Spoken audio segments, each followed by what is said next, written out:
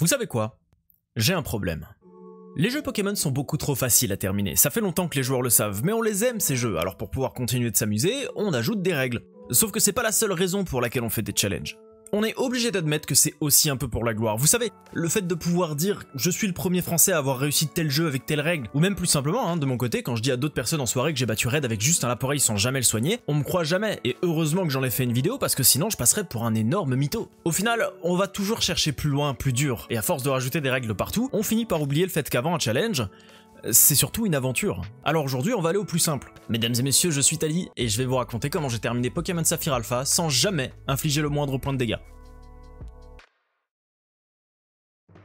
Bon, je pense que ça surprendra personne si je vous dis qu'on démarre à bourre en vol. Par contre, je vais vous passer tout le dialogue pas intéressant pour pouvoir avancer directement jusqu'au choix du starter parce qu'ici on a déjà un problème, et ce problème, il va nous forcer à faire quelques petites manipulations dans la ROM. Je vais pas y aller par quatre chemins, on a deux règles pour ce challenge. La première, c'est tout simplement qu'on n'a pas le droit de faire des dégâts avec des attaques, c'est-à-dire qu'on peut empoisonner ou rendre confus, mais on n'a pas le droit de faire perdre de la vie aux adversaires avec des attaques directes, comme par exemple déflagration ou coup de boule, et selon cette règle, aucun des trois starters ne peut attaquer. Alors c'est pas très grave pour le Mediana qu'on doit affronter après avoir choisi notre premier Pokémon, parce qu'on peut très bien avancer sans le battre, mais on est obligé de gagner contre Brice pour pouvoir avancer dans l'aventure, sinon on peut pas accéder à la prochaine route. Du coup on est bloqué, et ce quel que soit le starter qu'on va choisir. Pour l'instant, si on garde les choses comme ça, le challenge est impossible, sauf que moi ce qui m'intéresse, c'est pas de savoir si on va être bloqué ou pas dès le début dans le jeu original, mais de le terminer sans jamais infliger de dégâts directs. Donc on va faire comme pour tous les autres challenges, et on va opérer une petite modification dans les données de la ROM. Juste une seule, histoire de pouvoir au moins lancer le challenge. Mesdames et messieurs, je suis fier de vous présenter Nosferapti, qui sera notre tout premier compagnon de route. Nosferapti, il a la particularité d'apprendre Ultrason au niveau 5, et ça tombe bien, c'est justement le niveau de départ des starters. Et Ultrason,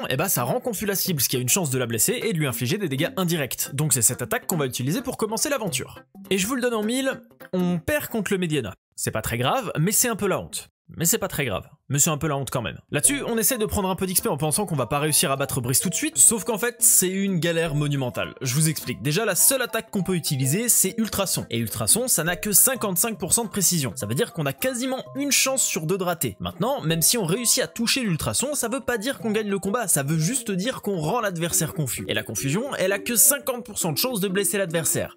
À chaque tour. Sauf que l'adversaire, lui, il a beau avoir 50% de chance de nous taper quand il est confus, si Ultrason passe pas, il nous tape quoi qu'il arrive. Ensuite, la confusion fait des dégâts en fonction des stats de l'adversaire, c'est-à-dire qu'un Pokémon avec une faible attaque se fera de faibles dégâts. Et vu les stats des Pokémon sauvages du départ, j'abandonne très vite l'idée d'XP sur eux et je me concentre sur Brice qui a plus de chances de passer rapidement. Une fois qu'on l'aura battu, on débloquera de nouveaux Pokémon et une nouvelle méthode pour XP que j'expliquerai un peu plus tard. Et au passage, j'ai dit qu'on devait respecter deux règles tout à l'heure, la deuxième c'est tout simplement l'interdiction d'utiliser des objets en combat en dehors des Pokéballs. Donc en gros, on n'a pas le droit de se soigner avec des potions quand on se bat, ni de se booster avec des items plus. Bon, j'ai déjà expliqué assez de choses, donc je vais essayer de faire très vite, mais en gros, comme j'arrivais à rien après un peu plus de 30 essais, j'ai regardé vite fait pour optimiser le peu de choses que je pouvais optimiser, notamment la nature d'Ori, et ouais, pour le coup, c'était clairement optimisable. Du coup, j'ai recommencé une sauvegarde, et j'ai visé les deux natures qui réduisent l'attaque et l'attaque spéciale pour augmenter la défense, et après quelques resets, on a pu en récupérer une. Alors je sais que c'était pas nécessaire, mais ça m'a quand même sauvé quelques points de santé mentale. On va les reperdre très rapidement, mais au moins pour l'instant, on les a toujours. Donc, on reprend, on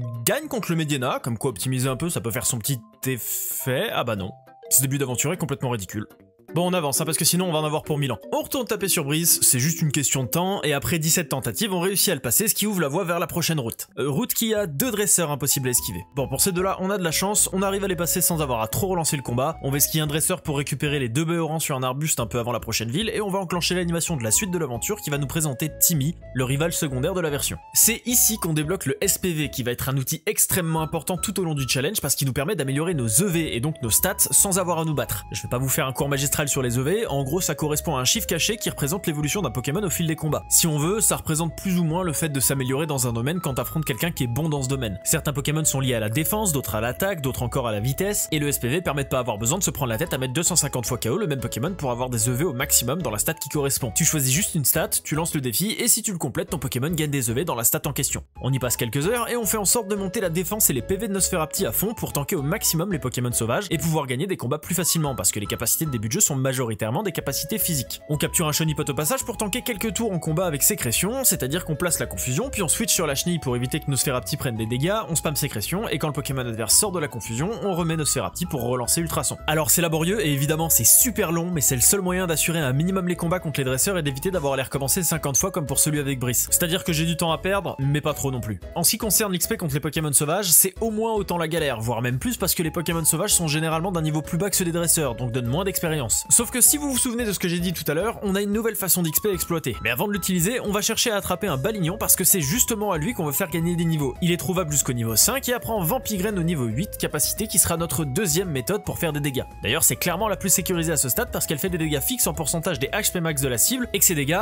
c'est du vol de vie. Et c'est en capturant ce Balignon qu'on met en œuvre notre nouvelle technique. Depuis cette génération, c'est-à-dire la 6ème, donc les versions XY et Rosa, capturer un Pokémon permet de gagner le même montant d'expérience que si on le mettait KO. Et comme on a tout à fait le droit d'attraper des Pokémon, on va acheter plein de Pokéballs et on va XP notre Balignon comme ça. On tombe consécutivement sur 3 Armulis et un Blindalis, 2 Pokémon issus de Chonipot. Celui qui nous intéresse le plus pour la suite de l'aventure, c'est Blindalis. Il évolue en Papinox, qui apprend naturellement quelques attaques plutôt sympas dans ce challenge, comme Toxique, Rayon Lune ou Cyclone, qui nous serviront à mettre en place 2 stratégies qu'on verra bien plus tard. Mais dans tous les cas, les 4 cocons qu'on vient de récupérer pourront servir à temporiser quoi qu'il arrive grâce à la Vampigraine lancée par Balignon, combinée à Armure, leur seule attaque avant évolution qui augmente la défense d'un cran. Et comme on l'a dit un peu plus tôt, la défense dans ce début d'aventure, c'est un peu la clé de voûte de notre équipe. Voilà, là on a notre setup de début d'aventure, donc on peut commencer à taper joyeusement sur tous les dresseurs qu'on croise. Un Grénipio. On est bloqué par un Grénipio.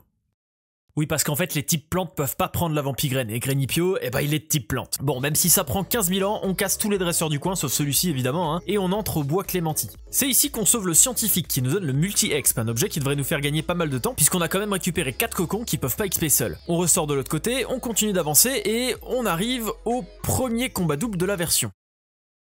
De type plante. C'est marrant, hein.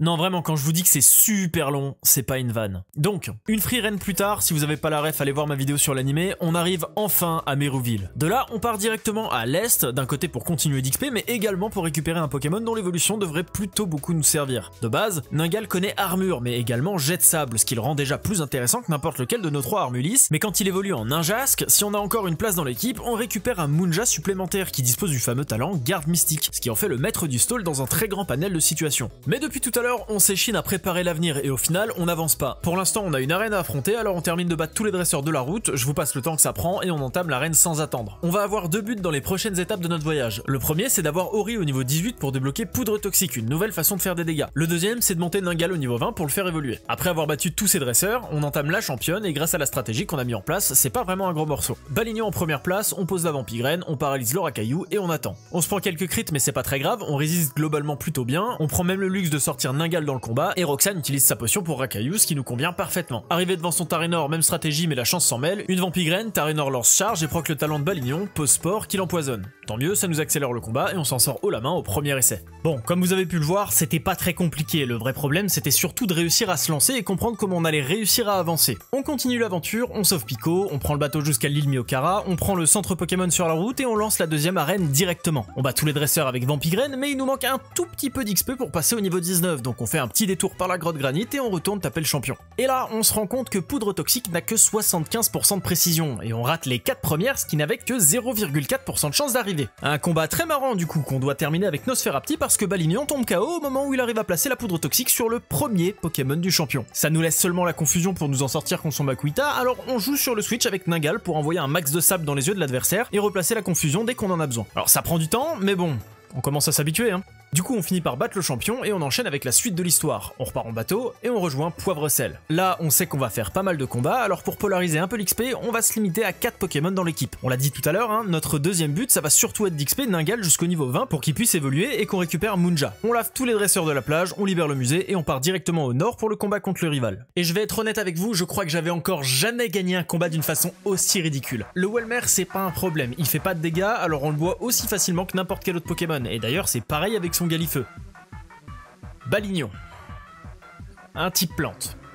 Enfin pas seulement, il est aussi de type poison, quoi qu'il arrive, pas d'empoisonnement et pas de Vampigraine, c'est-à-dire qu'on n'a qu'un seul moyen de lui faire des dégâts.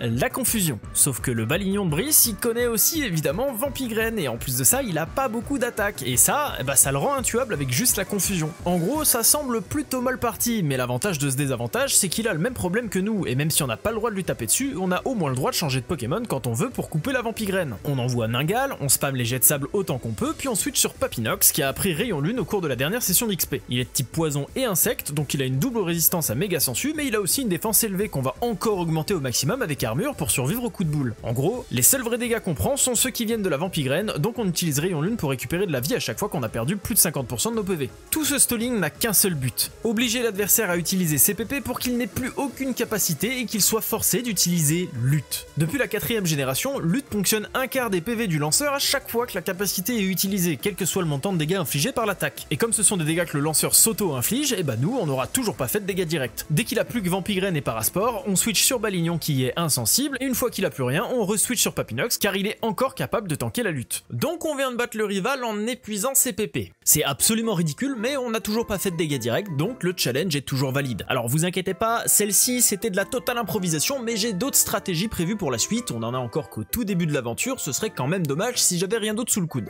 Sur ce combat, Balignon passe niveau 23, donc il tente d'évoluer, mais on va lui refuser pour le moment parce qu'il apprend par montée de niveau une attaque qui nous intéresse, alors que Chapignon, son évolution ne l'apprend que par CT. Je parle ici de Toxique, et même si la CT est pas très loin, on aura besoin de force pour la récupérer, donc on préfère empêcher l'évolution pour gagner un peu de temps. On avance encore, on arrive à Lavandia, on envoie Timmy prendre une douche, on casse l'arène en deux sans aucune difficulté, en très grande partie grâce au type sol de Tristan, et on avance encore vers le nord pour continuer de suivre la quête de la Team Aqua. On est bloqué par des rochers au nord de la ville, le père de Timmy nous a filé Éclatroc un peu plus tôt, mais on n'a pas de Pokémon pour l'utiliser, donc on part rattraper un Gloupti dans les environs, on éclate les rochers et on repart vers le nord direction Otekia. Au passage, Gloupti c'est le même type de Pokémon que la plupart de tous ceux qu'on a déjà, un très bon utilisateur de capacités empoisonnantes. Et d'ailleurs, il le fait via des capacités non-sport, c'est-à-dire qu'il peut affecter les types plantes avec, chose que Balignon ne peut pas faire tant qu'il aura que poudre toxique. On casse en deux quelques dresseurs, Nosferapti évolue en Nosferalto, on entre dans le chemin ardent, Ningal évolue en Ninjask, et comme prévu, la place libre de notre équipe accueille le Muja tant attendu. J'en parle là, mais spoiler, il va rien changer, il va juste se faire péter la gueule en boucle parce que j'ai jamais réussi à trouver une fenêtre où il était jouable. On continue d'avancer, Nosferalto évolue un niveau plus tard en Nostanfer, on arrive à Otekia, on va tout droit vers le site Météor, on carry le combat double en solo puisque Brice sert absolument à rien, on se fait téléporter à Lavandia pour aller laver le mont Chimney et on boit tout le monde sans difficulté, admin compris. Balignon passe au niveau 33 sur cette session, il apprend donc Toxique et on le laisse évoluer pour l'occasion. Et c'est au moment où je commence à me dire que c'est beaucoup trop facile qu'on tombe sur le premier véritable obstacle du challenge. Vous l'aurez sûrement remarqué, notre équipe est composée de pas moins de 4 Pokémon sensibles au type feu, et vous imaginez bien que je vous en parlerai pas si c'était pas le type de l'arène qu'on s'apprête à affronter. Sachant que la plus grosse partie de notre stratégie reposait jusqu'à maintenant essentiellement sur Chapignon, on risque clairement d'en chier si on continue de faire uniquement appel à lui. On doit donc trouver un moyen de gagner ce combat en utilisant une nouvelle stratégie. L'avantage c'est qu'on a quand même plusieurs options, même si c'était pour le tout début de l'aventure, on avait déjà prévu de jouer sur la défensive avec Nostanfer, donc il peut aider à tanker un peu, surtout que maintenant on a accès à Onde Folie qui fait exactement la même chose qu'Ultrason mais avec 100% de précision. Ultrason c'était 55, mais du coup le problème de cette stratégie c'est toujours le même, la confusion ça a que 50% de chance de fonctionner, et la championne, elle va pas nous rater. Autre possibilité, même s'il n'était pas du tout prévu dans la stratégie à l'origine, Gloupti a appris Toxique lors de l'éradication des sbires du mont Chimney, et on a pu le faire évoluer en Avaltou sur les premiers dresseurs de l'arène. En plus de tout ça, notre Papinox a récemment débloqué Mur Lumière qui divise par deux les dégâts des attaques qui utilisent le spécial, ce qui représente un bon 3/4 des capacités offensives de la championne, mais surtout la totalité de ses attaques super efficaces sur nos Pokémon. Et c'est dans ce genre de situation qu'on se rend compte qu'on a une équipe vraiment pas dégueu pour stall, même malgré un gros désavantage de type. On ouvre le combat avec Papinox pour réduire les dégâts des attaques de l'Imagma, on switch ensuite sur Chapignon qui va poser la Vampigraine ainsi que le premier Toxique, et heureusement qu'on avait Mur Lumière parce que les surchauffes de la championne font vraiment mal. On switch à nouveau sur Papinox pour remettre un Mur Lumière car on sait que la championne va utiliser son hyper potion pour soigner son Pokémon, et on temporise jusqu'à ce qu'il tombe KO par le poison en utilisant Armure et Rayon Lune. Ariane envoie ensuite son Chartor contre lequel on va même se permettre une erreur, on décide de lui faire face en envoyant Munja en pensant utiliser Jet de Sable. Problème, Chartor a le talent écran fumé qui l'empêche de voir ses stats réduites par des capacités adverses. On perd donc Munja sur une surchauffe et on le remplace par Ori qui va utiliser Vampigraine une nouvelle fois. On préférera ensuite utiliser Soucigraine pour remplacer le talent de Chartor par Insomnia et nous permettre de réduire sa précision. Il relance surchauffe, Ori tombe KO et on envoie Tristan car c'est aussi un lanceur de sable, mais il aura le temps d'utiliser la capacité qu'une seule fois puisqu'il se fait one shot juste après. Bon, c'est pas très grave, le setup est quasiment posé, on envoie Avaltou, on lance Toxique, on spam Reflet qu'on a récupéré au sol en allant à Otekia et on termine le combat sans trop de difficultés et sans même avoir eu à utiliser Nostanfer. On vient à peine de terminer la 4ème arène qu'en sortant, Brice nous saute dessus et nous propose de nous téléporter à Clémentiville pour enclencher sur la 5ème.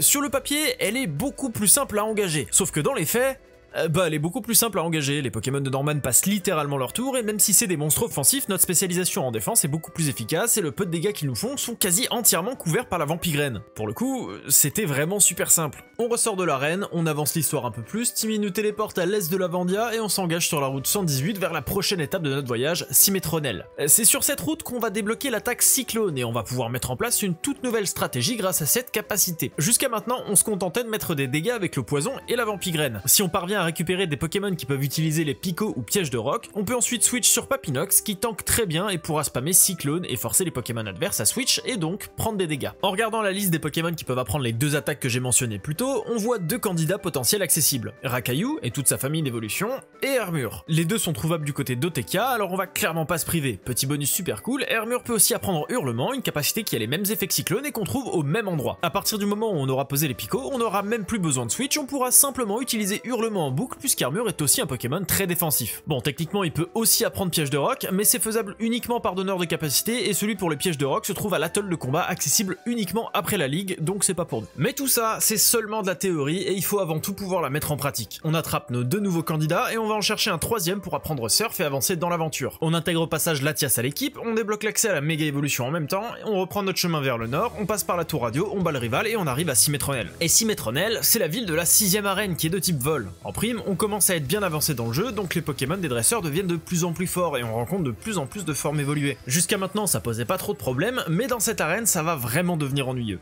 Avec un peu d'astuce et de résilience, on réussit à battre tous les dresseurs de l'arène, on arrive devant la championne, on sauvegarde et on regarde un peu son équipe. Bon, aucune surprise, hein, ils sont tous de type vol, donc en dehors de son Altaria, ils connaissent tous des attaques de ce type. Autant dire que ça va être compliqué d'appliquer la stratégie Balignon. Ceci étant, c'est l'arène parfaite pour mettre à l'épreuve notre nouvelle stratégie à base de pièges de roc et de hurlements. On cherchera à démarrer le combat avec Rakayu, qui est devenu un Gravalanche entre temps, puis on switchera sur Hermure, qui est de type acier, donc résistant au type vol, pour commencer à lancer hurlements en boucle. Problème, la championne a également un Hermure, et lui c'est littéralement le contre parfait à notre équipe dans les conditions de ce challenge. Il est de type vol, donc très efficace contre Papinox et Chapignon, il est de type acier, donc insensible au poison, et il a une très haute défense, donc il prendra très peu de dégâts de la confusion. En plus de ça, son type acier rend neutre les dégâts des pièges de roc, et la championne a une hyper potion au cas où. En gros, notre seule façon de lui faire des dégâts de façon assurée et constante, c'est la Vampigraine, ce qui implique de ne pas utiliser Chapignon avant qu'on se retrouve contre Hermure. Et quand on aura réussi à poser la Vampigraine, il faudra aussi réussir à tenir assez longtemps pour qu'il en meure. Et pour ça, Gravalanche nous sera d'aucune utilité car le Hermure de la championne connaît aile d'acier, et j'ai absolument aucun doute sur le fait que c'est un one-shot assuré. Du coup, on fait comme prévu, on commence avec Gravalanche pour peser les pièges de roc, puis on switch sur Hermure et on commence à hurler, ce qui force Béquipant au combat. Il nous lâche alors un Vibraqua critique qui met notre Hermure midlife alors qu'on hurle une nouvelle fois, et on n'imaginait pas du tout que ça se passerait aussi mal. On réfléchit alors et on parvient à trouver une solution. Charlotte, notre Latias, a 3 capacités qui lui permettent de temporiser ou de passer son tour. Soin, Vibra-soin et échange psy. Si on colle une Vampigraine et un toxique sur Béquipant, on peut largement tanker tous les dégâts qu'il va mettre avec soin. Et il aura beau lancer atterrissage en boucle pour se soigner, l'empoisonnement grave lui prendra sa vie entière quoi qu'il arrive tant qu'on parviendra à temporiser. Alizé envoie ensuite son Altaria et on décide d'utiliser la même stratégie parce qu'on sait qu'il n'a pas d'attaque super efficace sur Chapignon. Latias étant de type dragon, on préférera utiliser Gravalanche et sa tankiness naturelle pour temporiser plutôt que Latias pour ne pas prendre le risque de se faire one-shot par le Dracosouffle d'Altaria. On mange un séisme qui fait pas si mal que ça et Altaria commence à spammer les atterrissages. C'est donc un KO validé. La championne continue avec son Hermure auquel on fait correspondre Ori pour lancer la Vampigraine le plus tôt possible, on réussit à la placer et Ori se fait quasiment one-shot en réponse. Pas grave, il a fait tout le taf qu'il avait à faire, alors on switch simplement une nouvelle fois sur Charlotte qui va quand même prendre de lourds dégâts. C'est là qu'on se souvient qu'il y a une option qu'on n'a pas l'habitude d'utiliser parce que généralement on n'y a pas du tout accès.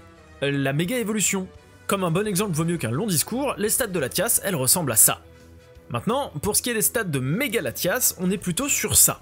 Inutile de vous dire qu'on va clairement en abuser pour temporiser encore plus le temps que la Vampigraine fasse son travail. On arrive maintenant devant le dernier Pokémon de la championne et très clairement son plus rapide et son plus violent, Eledel. C'est ce qu'on appelle communément un sweeper et il est clairement plus rapide que tous mes Pokémon qui ont un potentiel de dégâts en dehors de Nostanfer. Ceci dit, on sait que Papinox a des chances de survivre à une attaque super efficace parce que justement c'est notre petit Papinox préféré et ça tombe bien parce qu'il a aussi récemment appris Toxique. J'adore cette run. On empoisonne l'oiseau adverse, on fait le guignol à essayer de survivre avec Rayon Lune, on remet Chapignon pour essayer de poser une Vampigraine qu'on n'a pas le temps d'utiliser et on switch une dernière fois sur Méga Charlotte pour terminer le combat. Bon, on a fait pas mal d'erreurs, mais c'était quand même plutôt large, reste à savoir si ça va rester aussi facile pour la suite. On récupère le 6ème badge, on speedrun vers Nunu-Creek, petit tour au centre Pokémon parce qu'on sait très bien qu'on doit enchaîner directement après sur le dernier combat avec Brice et on le boit aussi facilement que le reste avec Toxique et la Vampigraine. On fait avancer l'histoire au Mont Memoria, comme 90% des Pokémon utilisés sont type poison, ils sont insensibles à Toxique donc ça prend encore 1000 ans, mais on finit par battre tout le monde sans réel problème. On retourne à Poivre-Sel pour défendre le sous-marin, on bat les 2 sbires et je veux surtout pas savoir ce que la deuxième entend par « je vais me faire dégrader par le chef » et on revient à Nunu-Creek pour pour vider la planque aqua. Je vous ai fait toute cette partie en très court parce qu'en fait c'est juste extrêmement long, il n'y a pas de véritable challenge pour le moment et honnêtement la planque est pareille, c'est vraiment super facile, on a même un lit à disposition pour soigner littéralement quand on en a envie et les sbires sont pas très forts de toute façon. Le seul problème c'est les 5 qui sont là.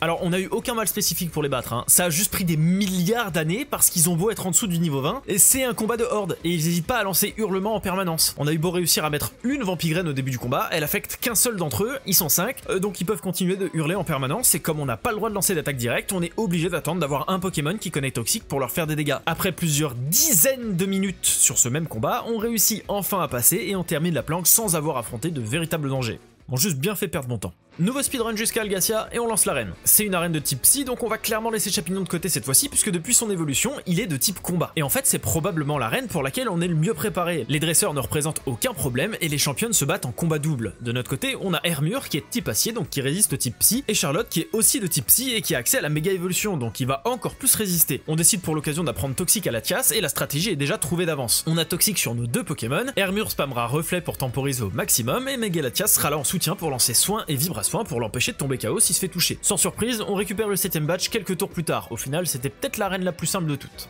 Dès qu'on passe la porte, on assiste à une explosion dans la mer. Pierre Rochard nous aborde à ce moment-là, blablabla scaphandre aqua, blablabla plongée, blablabla fin du monde, blablabla caverne fond de mer, et on arrive devant Arthur, le chef de la team aqua. Et lui...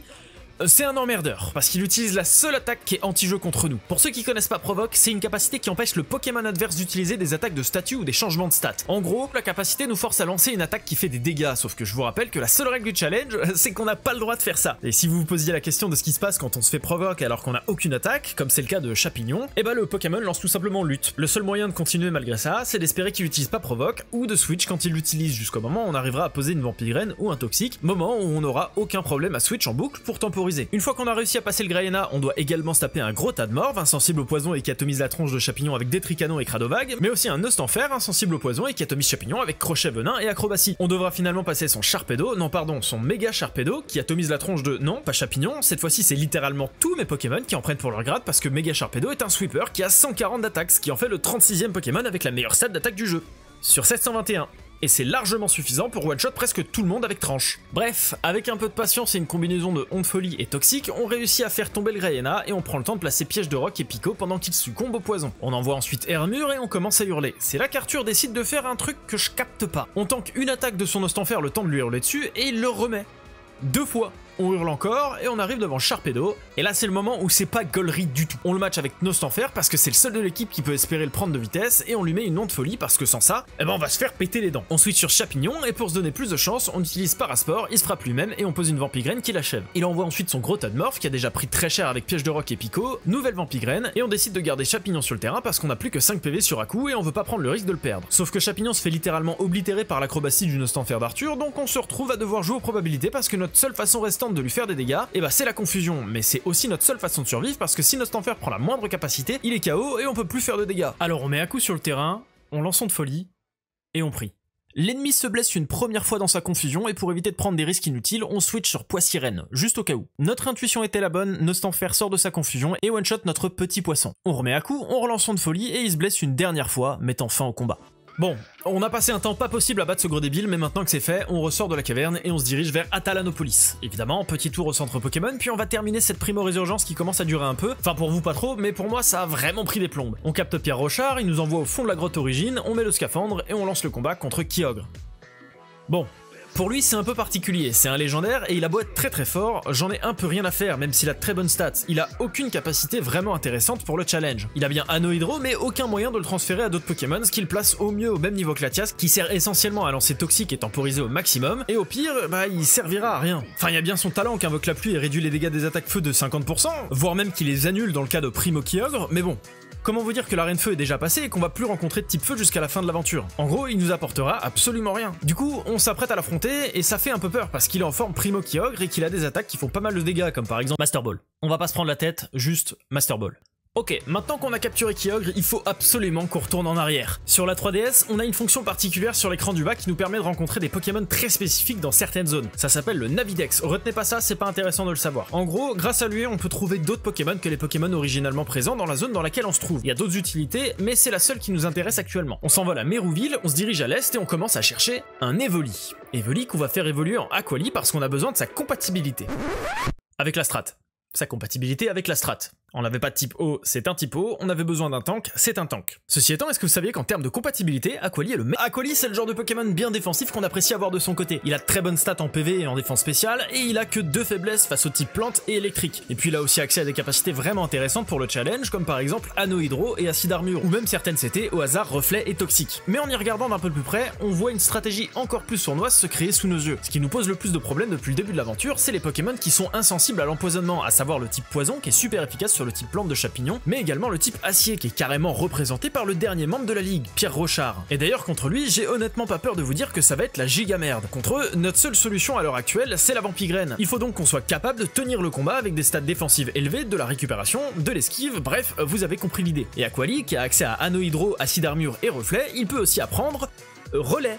Alors il l'apprend pas lui-même, c'est Evoli qui l'apprend au niveau 33, mais rien ne nous empêche d'attendre ce niveau pour utiliser la pierre eau. Il y a juste un petit problème qui se règle très facilement. Aquali est censé apprendre Anneau Hydro au niveau 25 et Acide Armure au niveau 29. En gros, on va simplement devoir échanger 2 écailles-cœurs pour les apprendre parce que c'est des capacités qu'il est censé déjà connaître. On aurait aussi pu faire de la reproduction avec des Evoli qui connaissent déjà l'attaque, sauf que ça implique non seulement d'en attraper un deuxième alors qu'ils ont 5% de chance de spawn au Navidex, de prier pour que le deuxième soit de l'autre sexe, et si on a assez de chance pour que ça soit le cas, de les faire level up jusqu'au niveau 33 tous les deux alors qu'on n'a pas le droit d'utiliser d'attaque directe, puis de les faire s'accoupler et enfin de faire éclore l'œuf. Et franchement, flemme. On est déjà à plus de 45 heures de jeu, on a toujours pas passé le 8ème badge, on va clairement pas se prendre la tête. Maintenant, j'aimerais qu'on ait quand même une autre solution pour passer les types acier et poison, parce que la Vampigraine c'est bien, mais c'est pas vraiment suffisant, d'autant plus que Champignon, il est pas du tout fait pour tanker. On l'utilisait comme ça parce que c'était le seul poseur de graines qu'on avait trouvé jusqu'à maintenant, mais il commence à vraiment prendre cher, et il y a beaucoup de situations dans lesquelles il sert vraiment pas à grand chose, soit parce qu'il se fait one shot, soit parce qu'il peut simplement pas faire de dégâts comme contre les types plantes poison. D'ailleurs, il a aussi une faiblesse face au poison depuis qu'il a évolué, et même si on a déjà passé tous les combats contre la team Aqua, ça reste franchement gênant.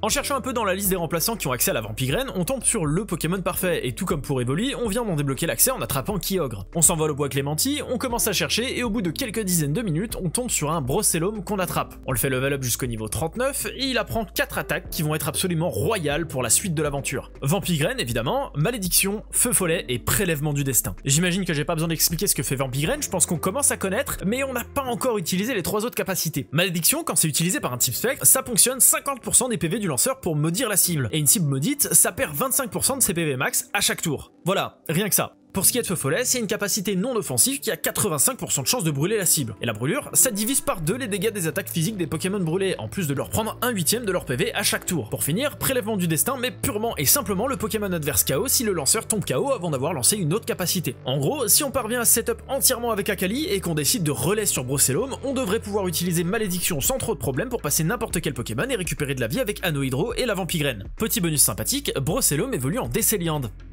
Par échange. Ça veut dire qu'on est dans l'incapacité de le faire évoluer. Et oui, c'est quelque chose de positif, parce que ça veut dire qu'on peut lui donner un item complètement pété dans notre stratégie. Les Volirock. On récupère tout notre barda, on fait nos petits trucs et on enchaîne sur la dernière arène de la version qui est type O. On décide d'ouvrir le combat avec Aquali pour tester un peu la nouvelle stratégie qu'on veut mettre en place. On commence à setup tranquillement, on lance Reflet, mais on est trop lent et le Love 10 du champion lance Attraction. Il fallait donc évidemment qu'Aquali soit un mâle et le tour suivant, il utilise Doux Baiser qui rend confus. Voilà, parce que l'aventure prenait pas déjà assez de temps. J'adore ce challenge. C'est faux, je commence à saturer un peu là, il faut que ça se finisse vite. Après un nombre conséquent de tours sans pouvoir jouer correctement, on parvient à setup entièrement, on lance relais et on place Brossellum. Et pour le coup, la strat est folle, ça fonctionne parfaitement, il y a littéralement aucune prise de risque et on s'en sort vraiment sans aucun problème. On peut juste pas se permettre de garder Brossellum contre le Milobellus du champion parce qu'il a Laser Glace, ni contre son Fogler parce qu'il a Onde Boréale, ni contre son Barbichat parce qu'il a Séisme et Petit Coup de Boule. Bon en fait on peut juste oublier Brossellum pour ce combat, de toute façon la strat toxique fonctionnait très bien jusqu'à maintenant, on n'a absolument pas besoin de se prendre la tête. On replace Aquali, on setup une deuxième fois et on relaie cette fois-ci en direction de Latias pour méga évoluer et spammer toxique. On fait une petite erreur sans conséquence en switchant sur Armure pour remettre un nouveau toxique, ce qui reset les bonus qu'on avait accumulés avec Aquali. On revient sur Latias pour temporiser encore, Brossellum se fait one shot par un petit coup de boule de son Barbichat, on l'empoisonne, on se soigne, puis on fait pareil avec son Poisson Roi et voilà, 8ème badge. Ça a pris 3 ou 4 resets que je vous montre pas parce qu'à ce moment-là je commençais à en avoir un petit peu marre de stagner, je vais pas vous mentir, le grind pour level up le moindre Pokémon est atrocement long et le combo confusion plus attraction au début du combat a encore plus accentué cette sensation, donc je me suis pas pris la tête. À partir du moment où Aquali avait pas assez de chance et prenait trop cher par la confusion avant d'avoir plus de setup, bah je relançais tout simplement le jeu. La prochaine étape, vous la connaissez, c'est la route victoire, la dernière ligne droite juste avant la ligue. Enfin pas si droite que ça, hein, y a des virages partout, des dresseurs, des échelles, de l'eau, des Pokémon sauvages. Ah non, pas de Pokémon sauvages, on a des max repousse, mais surtout il y a ce connard connard de Timmy qui t'attend à la sortie d'Astrub alors que t'as déjà dû te taper tous les dresseurs de la putain de grotte avant lui et qu'évidemment t'as pas de corde sortie pour retourner au centre Pokémon. Bon, c'est vrai que j'aurais peut-être aussi pu penser à utiliser vol à partir du moment où on est sorti de la grotte. Du coup, on utilise Timmy pour retourner se soigner en arrière et on refait tout le chemin pour se retrouver. Ah bah non, j'avais oublié un dresseur. On le boit en vitesse, on retourne attraper Timmy par le callback, on le jette à l'eau et on arrive à la ligue. Bon, à ce stade, on peut déjà faire une petite rétrospective. On a utilisé pas mal de stratégies sympas, certaines très fortes, d'autres très situationnelles, ou même des trucs qui sont tellement nuls qu'on veut plus jamais les réutiliser. Clin d'œil, le stall jusqu'à lutte contre Brice. Mais globalement, dites-vous qu'entre le moment où j'ai commencé ce challenge et le moment où on a commencé la ligue, pas le moment où on l'a fini, mais le moment où on l'a commencé, il s'est écoulé 66 heures. À titre de comparaison, les 3 premiers speedrunners terminent le jeu en 3 heures, sans utiliser de bug, juste en jouant au jeu. Avec Flabébé sur Ruby Omega, qui est exactement la même version, mais avec quelques petites différences, on l'avait fait en un peu moins de 45 heures post-game inclus. Alors évidemment, mon but c'est pas d'aller vite, mais il faut quand même se dire que de mon côté, c'était pas 66 heures à rien faire. C'était 66 heures à me faire aplatir contre Brice au tout début, c'était 66 heures à chercher des strats pour avoir le droit de faire des dégâts, c'était 66 heures à chercher comment j'allais passer cette infâme gourgandine, je la déteste. C'était 66 heures de souffrance à grind l'XP sans jamais avoir le droit de mettre la moindre pichenette. Ouais là, j'en ai gros sur la patate. Un pote m'a même dit, mais c'est juste Dark Souls ton truc. Et honnêtement, j'étais à deux doigts de lui répondre que c'était pas juste Dark Souls, c'était plutôt Dark Souls avec un mode cauchemardesque, à poil et avec un bâton pour seule arme. Mais j'ai rien dit parce que j'ai jamais joué à Dark Souls. Moi j'ai joué à Steel Rising en mode facile. C'est un bon jeu. Mais ça a beau faire du bien de se plaindre, les Vampigraines vont pas se lancer toutes seules. La ligue de Ruby Omega et Saphir Alpha est composée de 5 dresseurs qui ont tous une dominance de type différente dans cet ordre. Ténèbres, Spectre, Glace, Dragon et Aciroche. Le premier adversaire, qui si vous avez bien suivi utilise des Pokémon de type Spectre, a une équipe clairement axée sur des dégâts physiques. Sur le papier, le Pokémon de l'équipe qui va clairement le mieux s'en sortir dans cette salle, c'est Hermure. C'est simple, c'est notre seul Pokémon qui n'a absolument aucune faiblesse face aux attaques des adversaires. Il se paie même le luxe d'avoir une double résistance contre les deux types plantes et sa défense colossale va clairement nous mettre super bien. En ce qui concerne Spectra, l'idée est globalement la même, mais ça risque d'être un peu plus compliqué à mettre en place. Son premier Pokémon est un Terraclope, Malédiction, Onde Folie, et comme on l'a expliqué plus tôt, Malédiction ça retire un quart de la vie de la cible à chaque tour, quel que soit sa stade de défense. D'ailleurs, si vous le saviez pas, une cible maudite qui utilise Relais transmettra aussi la Malédiction, donc hors de question d'utiliser Aquali là-dessus. Ensuite, c'est au tour du type Glace, et là la difficulté monte d'un cran. Déjà, ils sont de type Glace, et notre seul Pokémon qui peut y résister efficacement, c'est Aquali, qui n'a aucune attaque. On pourrait lui apprendre Toxique, mais on a besoin des points de style, donc on va pas faire ça et on va plutôt chercher une autre solution. L'autre Pokémon de l'équipe qui n'a pas de désavantage de type face à la glace, c'est Hermure. Sauf qu'Hermure, il a pas de défense spéciale, qu'on a aucun moyen d'augmenter comme avec Acide Armure et Baton Pass, et que les attaques de la championne agissent quasiment toutes sur le spécial. Au passage, ces Pokémon ont globalement tous grêle, et évidemment, s'ils ont tous grêle, ils ont tous Blizzard qui ne peut tout simplement pas rater sous la grêle. Là, je me pose, je réfléchis un peu, et après avoir repassé toute l'aventure dans ma tête, je me souviens de comment on avait battu la 4ème arène. Et oui, on s'apprête à amener un Papinox à la ligue. Y'a quoi? On récupère donc Toxic Bud dans le PC qu'on avait échangé contre Gravalanche qui était nécessaire pour utiliser Force dans la caverne de fond de mer. L'idée pour battre Glacia, ça va être de se full setup avec Aquali, qui le crut, puis de relais pour amener Papinox au combat, lancer Mur Lumière, lancer Toxique et d'attendre que ça se passe en se soignant avec atterrissage dès que le besoin se fera ressentir. Pas bien compliqué. Le 4ème combat est contre Aragon, le maître des types dragon, et c'est littéralement pareil. Voilà, on a besoin d'absolument aucune stratégie pour le coup. Elle va être passionnante cette ligue. Et enfin, Pierre Rochard.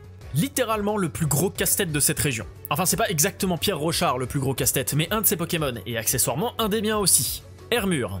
Cette saloperie est non seulement de type acier, donc insensible à toxique, mais aussi de type vol. Lui, pour le passer, on a 2 Pokémon qui peuvent lui faire des dégâts. Le premier, c'est Brocellum avec Vampigraine, Feu Follet et Malédiction. Sauf que Brocellum, il est de type plante, et Hermure, il a Aéropic, donc c'est clairement un one-shot pur et simple. Et mon autre Pokémon qui peut lui faire des dégâts, c'est Nostanfer.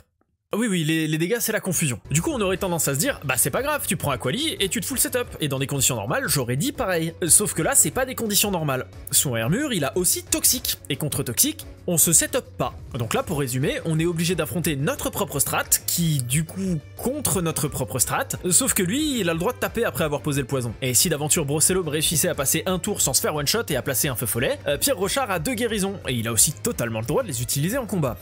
Il y a que moi qui trouve ça un peu unfair? Mais attendez, parce que c'est pas fini. Hermure, c'est le premier Pokémon de l'équipe de Pierre Rochard, et notre seul moyen fiable de passer les types acier, c'est Brocellum. Ça veut dire qu'on peut pas se permettre de le sacrifier contre le premier Pokémon de l'équipe, parce qu'il y a encore 2 types acier à battre ensuite. Vous vous souvenez tout à l'heure quand on a comparé le challenge à Dark Souls?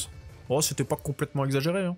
Ce Hermure, c'est clairement le Pokémon qui m'a fait m'arrêter pendant 1 heure à calculer mes stats, à chercher à grappiller la moindre augmentation de défense pour passer à travers, pour réussir ne serait-ce qu'à délayer un petit peu l'échéance et tenter de survivre sur le fil, pour ensuite setup toute l'esquive et la défense une fois qu'on aura passé cet oiseau à la con, activer l'anneau hydro, puis bâton pass sur Brocellum, et enfin prier pour que l'esquive fasse son taf pendant quelques tours, le temps de placer la Vampigraine et récupérer de la vie. Sauf que virtuellement, rien ne fonctionne. Et c'est même encore pire que ça. La seule configuration dans laquelle on aurait une petite chance de s'en sortir en faisant face à Hermure, ce serait d'ouvrir le combat avec Nostanfer qui peut pas se faire toxique parce qu'il est type poison, puis de lancer Onde Folie directement et de prier pour qu'Hermure réussisse pas à jouer pendant 3 ou 4 tours d'affilée. C'est un peu trop basé sur la chance à mes yeux et sur le moment j'ai pas trop envie de relancer en boucle, donc je continue de me creuser la tête. Et là, je sais pas trop comment, mais j'ai eu une illumination. Pourquoi est-ce que je veux absolument l'affronter en premier? Ok, c'est le premier Pokémon de l'équipe de Pierre Rochard, mais ça veut pas du tout dire que je suis obligé de l'affronter. Mon Hermure à moi, il a Hurlement.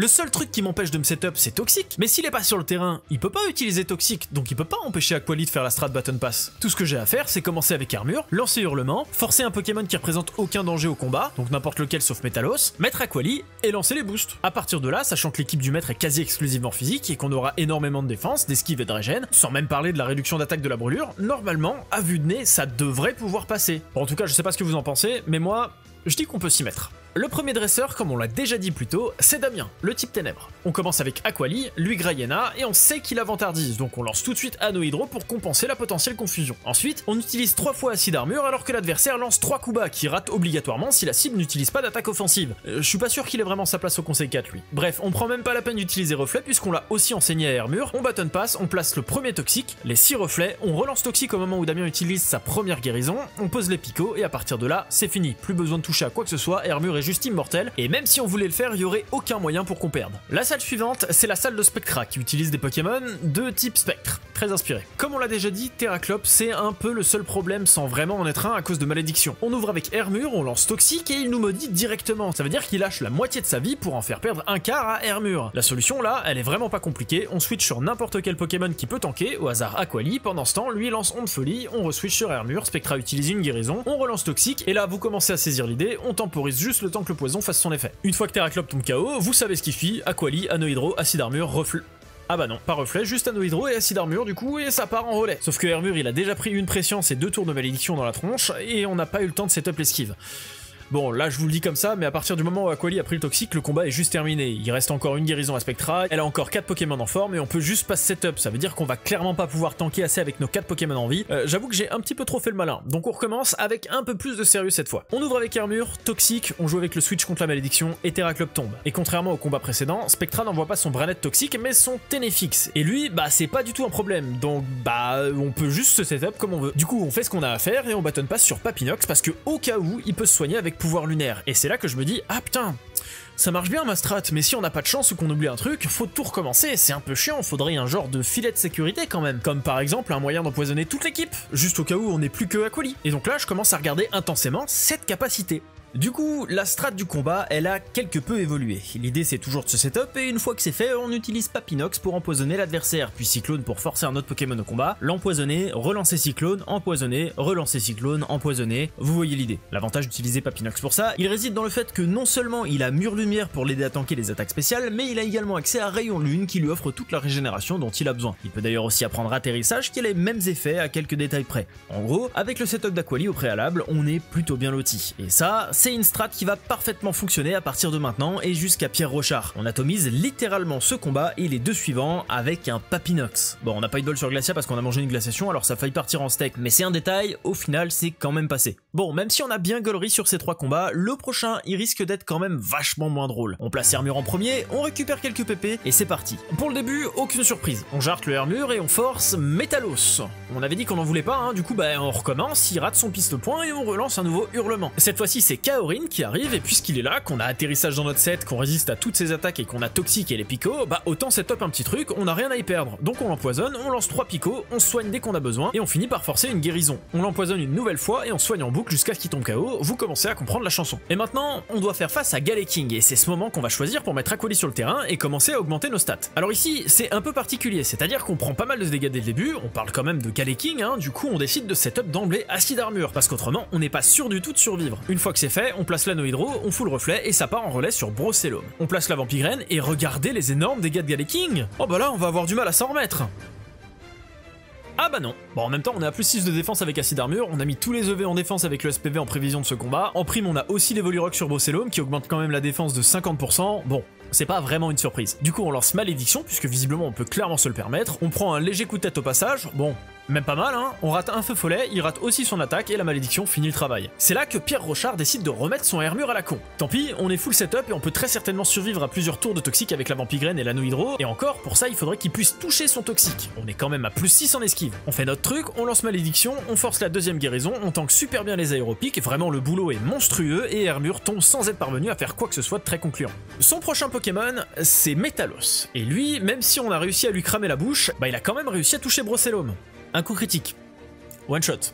Oui, parce que les coups critiques ça ignore la défense supplémentaire de la cible et ça ignore aussi la réduction d'attaque de la brûlure. Mais c'est pas très grave, de toute façon il a déjà terminé son travail, le dernier type acier du maître est brûlé et il a plus aucun moyen de le soigner. Sauf qu'on peut encore se faire sweep si on fait pas assez attention, parce qu'on commence à avoir l'habitude maintenant. Entre Glacia qui était à 2 doigts de réussir à sweep à cause de Glaciation qui one-shot Papinox et Akali et le coup critique qu'on vient de se prendre, on voit quand même un petit schéma se dessiner. Donc on se relâche pas et on envoie le Pokémon le plus à même de tenir le coup contre Mega Métalos, Latias. Juste avant de commencer la ligue, Latias a appris Partage Garde, c'est une capacité qui permet d'additionner les statistiques défensives des deux Pokémon au combat et de les distribuer de façon égale entre les deux Pokémon. Et vu la stat de défense de Mega Métalos, on va clairement pas se priver du petit boost, qui doit d'ailleurs plutôt être un gros boost vu la différence de dégâts qu'on prend entre avant et après Annule Garde. On spam soin pendant que Métalos fond, et à partir de là, il reste plus que 2 Pokémon, on a toujours les stats de Métalos, on a Toxique, on a Soin, même si les plaies croix d'Armaldo sont super douloureuses, Charlotte arrive quand même à tenir 4 tours, c'est toujours plus long que le temps qu'elle arrive à rester en vie en game sur LoL, et on termine le combat avec Hermure qui va affronter Vassilis. Bon, aucune surprise, on l'empoisonne, on spam atterrissage, et on remporte la fin du combat haut la main. Et voilà, c'est fait, on a battu la ligue.